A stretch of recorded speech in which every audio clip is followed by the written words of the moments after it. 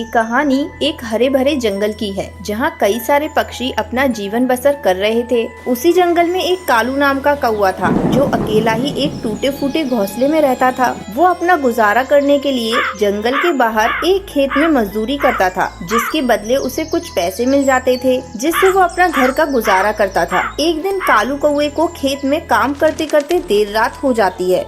अरे आज तो मुझे बहुत ज्यादा देर हो गई है, अंधेरा भी काफी ज्यादा हो गया है। अब मैं अकेला इतने अंधेरे में अपने घोंसले में कैसे जाऊं? इतने अंधेरे में तो मुझे रास्ता ही नहीं दिखेगा। कालू कौवा खेत के बाहर आता है तो चारों ओर अंधेरा ही अंधेरा छाया हुआ था। सामने कुछ नजर ही नहीं आ रहा था। ये देखकर कालू कौवा घबरा जाता है।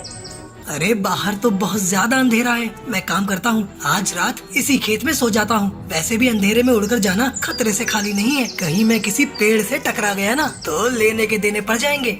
तब तक आप लोग कमेंट में बताएं 56 + 78 कितने होते हैं। कालू कौवा वहीं खेत में सो जाता है। तभी अचानक वहाँ एक काली बिल्ली प्रकट होती है, जो कालू कौवे को उठाकर पटक पटक कर मारने लगती है।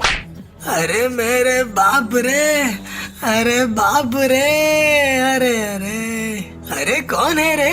अरे बचाओ रे, अरे कौन है, कौन है? तभी वो काली बिल्ली कालू कौवे को इतनी बेरहमी से मारती है कि कालू कौवे की वहीं मृत्यु हो जाती है। चलो अब मैं इस कौवे का सारा खून पीकर इसे खा जाती हूँ। वो काली बिल्ली कालू कौवे का सारा खून पी जाती है और उसे खाकर वहाँ से जंगल में चली जाती है। देखते ही देखते 2 दिन गुजर जाते हैं। इधर जंगल में किसी को कालू कौवे की मौत की खबर भी नहीं थी। एक दिन रात के समय जंगल के एक चौराहे पर टुनटुनी चिड़िया और हरी तोता दोनों बैठकर आपस में बातें कर रहे थे। तभी उनके पास वो काली बिल्ली आती है, जिसे देखकर दोनों के होश उड़ जाते हैं। अरे बाप रे बाप, अरे ये तो एक काली बिल्ली है, अरे भागो यहाँ से। तभी वो काली बिल्ली उन दोनों को पकड़ लेती है। अरे कहाँ भागे जा रहे हो दोनों? तुम दोनों तो मेरे शिकार हो। अरे अरे बचाओ रे कोई हमें, अरे देखो हमें इस काली बिल्ली ने पकड़ लिया है, अरे बचाओ, अरे बचाओ बचाओ रे बचाओ। तभी वो काली बिल्ली उन दोनों को उठा कर पटकने लगती है। बाप रे बाप मेरी कमर, अरे छोड़ दे मुझे, छोड़ मुझे, अरे मेरी मुंडी, अरे बचाओ रे। तभी वहाँ एक बिल्लू बिल्ला आ जाता है और वो काली बिल्ली को ऐसा जोरदार धक्का मारता है कि काली बिल्ली वहीं दूर जाकर गिरती है। अरे कौन है रे? तेरी हिम्मत कैसे हुई इन पक्षियों को मारने की? तू है कौन और इस जंगल में कैसे आया? मैं बिल्लू बिल्ला हूँ। तुझे किसी पक्षी की जान नहीं लेने दूंगा। अगर तूने दोबारा इन पक्षियों को हाथ भी लगाया ना तो मैं तेरा सर्वनाश कर दूंगा। अच्छा तो अब तू मुझे रोकेगा? तू मेरे शिकार के बीच में आएगा? तभी वो काली बिल्ली उस बिल्लू बिल्ले पर हमला कर देती है। दोनों में काफी लड़ाई होने लगती है। ये देखकर हरी तोता और टुनटुनी चिड़िया हैरान हो जाते हैं। अरे तोते भाई, हमें तुरंत सारे पक्षियों को जगह देना चाहिए, चलिए चलिए। तभी हरी तोता और टुनटुनी चिड़िया चिल्ला कर सारे पक्षियों को वहाँ बुला लेते हैं और वो बिल्लू बिल्ला उस काली बिल्ली को मार कर पूरा लहूलुहान कर देता है। अरे देख क्या रहे हो साथियों? अरे फटाफट लकड़ियाँ जलाकर अपने हाथों में ले लो और इस काली बिल्ली को जला दो। जल्दी सारे पक्षी अपने अपने हाथ में एक जलती हुई लकड़ी लेकर आते हैं। जंगल वासियों, अब आप सबको डरने की कोई आवश्यकता नहीं है। अब ये काली बिल्ली आप सबको कुछ नहीं करने वाली। मेरे होते हुए ये आप सबको कोई नुकसान नहीं पहुंचा सकती। टुनटुनी चिड़िया अपने हाथों में रखी वो जलती हुई लकड़ी उस काली बिल्ली के ऊपर फेंक देती है, जिसके बाद वो काली बिल्ली बुरी तरह से जलने लग जाती है। सभी पक्षी उस बिल्लू बिल्ला का शुक्र अदा करते हैं और फिर सभी पक्षी खुशी खुशी रहने लगते हैं।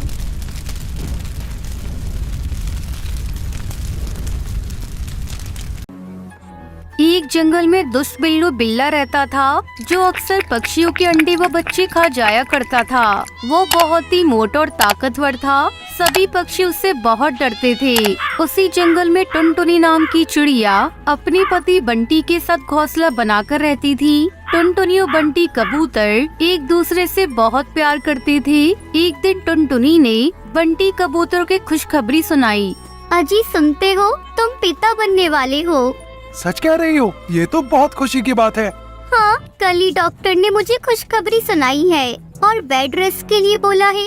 ठीक है, फिर आज के बाद तुम कोई काम नहीं करोगी, बस तुम घर में आराम करोगी और सारा काम मैं कर लूँगा, चाहे घर के बाहर का काम हो या भीतर का, मैं अकेले संभाल लूँगा। तुम चिंता मत करो, अपने और अंडे का ख्याल रखो।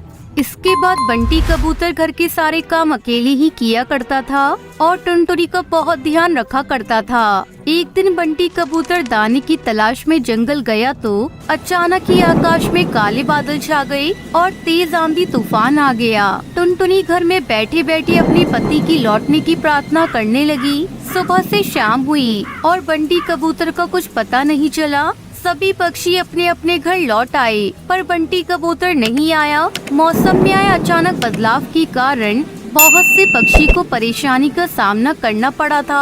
कुछ पक्षी तो घायल भी हो गए थे। ये सब देखकर टुनटुनी की आंखों में आंसू आ गए। किसी तरह रोते रोते रात काटी और सुबह सुबह ही अपने पति की तलाश में जाने का निर्णय लिया। तोताराम ने उसे रोते देखा तो उसके पास आया। क्या हुआ टुनटुनी बहन, चिंतित लग रही हो? सब ठीक तो है? क्या बताऊं भैया, बंटी कबूतर कल दाना ढूंढने गए थे, वो अभी तक लौटे ही नहीं है। मैं उनकी तलाश में जा रही हूँ। ओह, तो ये बात है।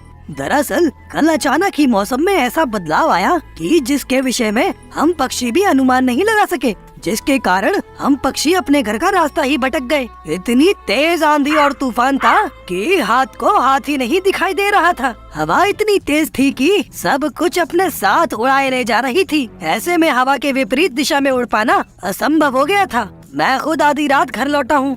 भगवान, बंटी कबूतर सही सलामत हो। मैं उनकी तलाश में जा रही हूँ।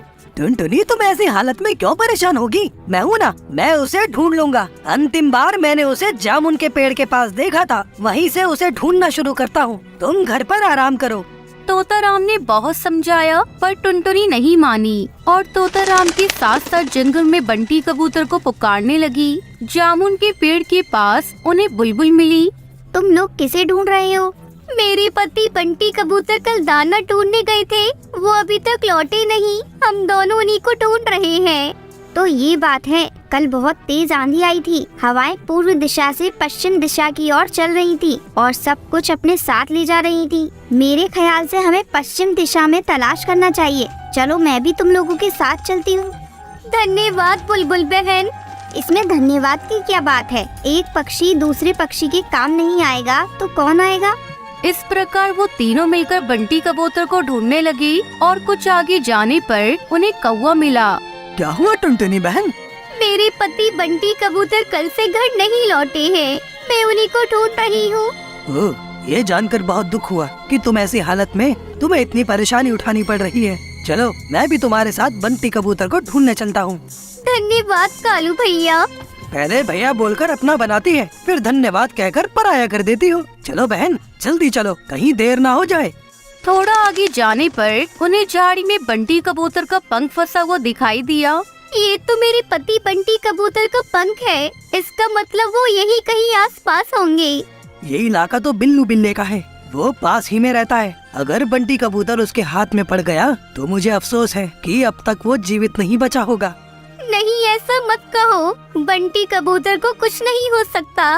मुझे बताओ, वो बिल्ला कहाँ रहता है? मैं उससे अपने पति की जान की भीख मांगूंगी। अगर वो फिर भी नहीं माना तो मैं उससे कहूंगी कि वो मुझे भी खा जाए। मैं बंटी कबूतर के बिना अकेले संसार में नहीं जीना चाहती।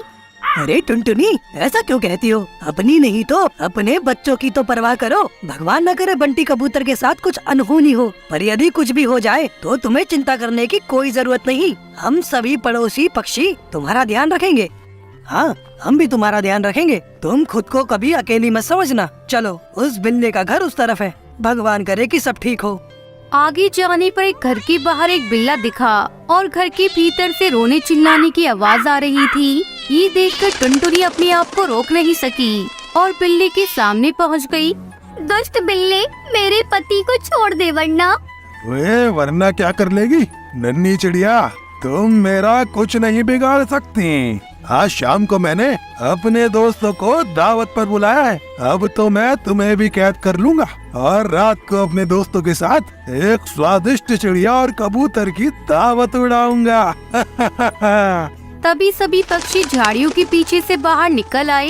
ये मत सोचना कि टुनटुनी चिड़िया कमजोर है। तो तुम उसे डरा लोगे। हम चारों मिलकर तुम्हें ऐसा सबक सिखाएंगे कि जिंदगी भर याद रखोगे। इतना कहकर कालू, तोताराम और बुलबुल तीनों बिल्ली पर टूट पड़े और टुनटुनी बिल्लू के घर का दरवाजा खोलकर अपने पति को आजाद कराया। बिल्लू बिल्ला की भली प्रकार मरम्मत करके वो सब टुनटुनी चिड़िया के घर पहुँचे। मैं आंधी से उड़कर झाड़ियों में गिर गया और घायल हो गया। उसी का फायदा उठाकर बिल्लू बिल्ला ने मुझे अपना कैदी बना लिया। धन्यवाद भाइयों, आप सबने मेरी जान बचाई, वरना तो मैं टुनटुनी को दोबारा देख पाने की आशा ही खो बैठा था। धन्यवाद हमारा नहीं, टुनटुनी बहन का करो। टुनटुनी बहन बहुत ही हिम्मती और आशावादी हैं, जिसके कारण तुम्हारी जान बच सकी। अगर वो तुम्हें ढूंढने का प्रयास ही नहीं करती तो शायद वो बिल्ला तुम्हें आज खा गया होता। ये तो बिल्कुल सही बात है। मैं तो इसकी बहादुरी को सलाम करता हूँ। इनकी हिम्मत देखकर तो हमें उस बिल्ले से लड़ने की हिम्मत जागी, वरना हम सभी पक्षी दुष्ट बिल्ले से बहुत डरते थे। बंटी कबूतर भाई चिंता मत करना, हम तुम्हारे भोजन और जल की व्यवस्था कर दिया करेंगे। आज से हम दोस्त हुए।